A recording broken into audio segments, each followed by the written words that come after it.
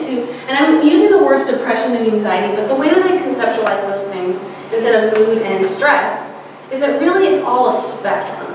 So it doesn't mean that we're necessarily meeting the diagnostic criteria of depression or the diagnostic criteria of an anxiety disorder. That's on one end of the spectrum, and even that, a diagnosis, has a wide range of different symptoms. But we can be on that spectrum and still experience disruptions in our mood, where we feel like we're kind of in a funk, where we just don't feel ourselves. We feel maybe a little bit more sad. Maybe it doesn't go on for a long time. Maybe it's just a day here and there. But we've all experienced that because that's just a factor of being human. So depression and anxiety impact the way we feel, think, and behave. So, for example, if we're more inclined to kind of depressive mood, we might tend to, kind of how those things work is it oftentimes bleeds into our future and our past. So I've always felt this way, I've always struggled in this way, and I'm always going to struggle with this way. Right? So that's going to impact, that's a thought, that's going to impact how we feel. We might start to feel hopeless. And it's going to impact how we behave, because if we think that, then we might be less likely to take on new challenges, we might not go out as much, things like that. And they can impact, because if it's impacting the way that we think, and the way that we feel, and the way that we behave, it's also going to impact our self-perception and our self-compassion. And these things are kind of cyclical, in that sometimes we might have some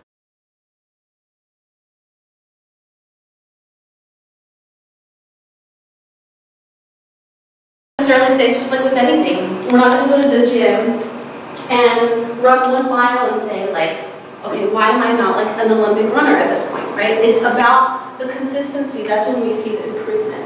So it's the same thing with meditation. It doesn't have to be like huge, extensive periods of time. It doesn't have to be 30, 45, an hour of meditating. It can literally just be 5 minutes, and you'll see a difference if you do it consistently. Any questions so far? Does this make sense? Any other misconceptions or things that you've heard about meditation that you think, okay, I'm not sure if that's true or not? Or misconceptions that I missed? I know another one. I think this is changing because I think meditation is becoming more popular and acceptable. But even 4 years ago when I started this, I think there was more of the stereotype that, oh, it's like crystals and you have to be kind of like hippie and things like that. So I was gonna ask that because I have a lot of like New Age friends, because I used to be like part of the movement, but I left it.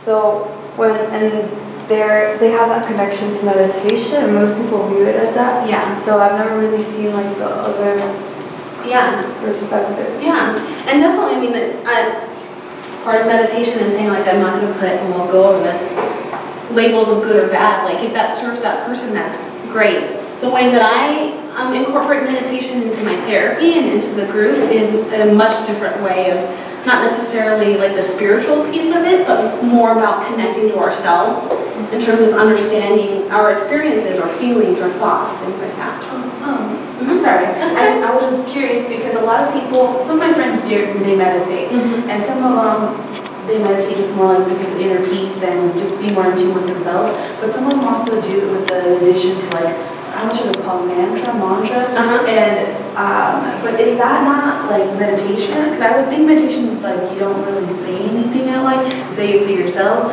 but some people take it as like they speak out loud. Right. Yeah. Can it be that way? Okay. Yeah. So there's all sorts of meditation. So again, like meditation is really just a formal practice of living in the moment. So some people do use, instead of maybe their body sensation, which is, well, I'll actually facilitate a meditation here, and we're going to do a body scan, and so the body is the anchor into the present moment. But some people use a mantra as like a repetitive phrase, and that's the thing that anchors them into the present moment. Even yoga is a moving meditation. At this point, yoga has become, unfortunately, very commercialized, and it's all about like, your yoga butt and all that stuff, which is totally not what yoga was supposed to be about. It really is a moving meditation of connecting to your body with movement. So yeah, there's all sorts of meditations. In the meditation group, one of the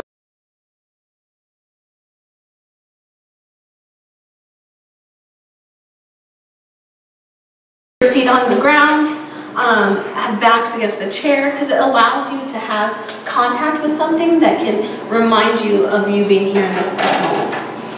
Okay, so we'll go ahead and get started. Go ahead and close your eyes, downward gaze. And we'll start with just 3 breaths. So inhaling through the nose, pausing for 2 seconds at the top of the inhale, and then exhaling slowly through the mouth.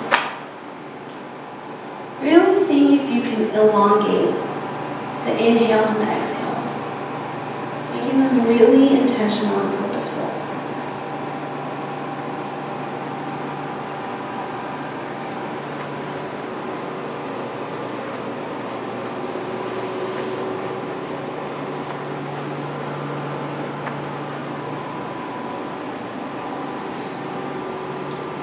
And then we're going to start, we're going to scan our bodies all the way from the tops of our heads down to the toes, but we're going to start with the crown of the head, so at the scalp. And noticing any sensation. It could be tingling, tightness, any sensation, or a lack of sensation, that's okay too. And again, we're going to practice non-judgment. It's not good or bad, we're just noticing.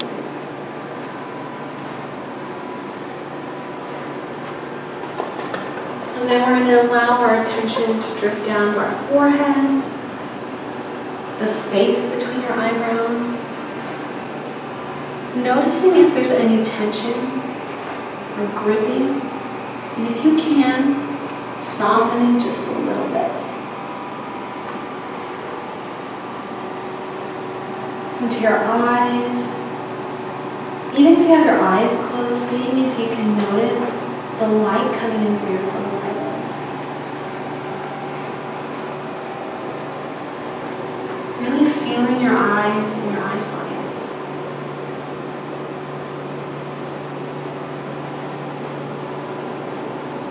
Feeling the weight of your eyelids.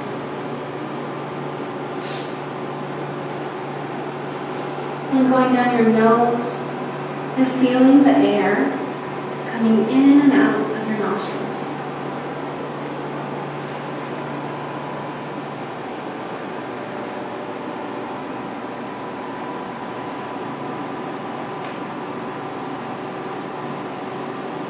And then going down to your cheeks,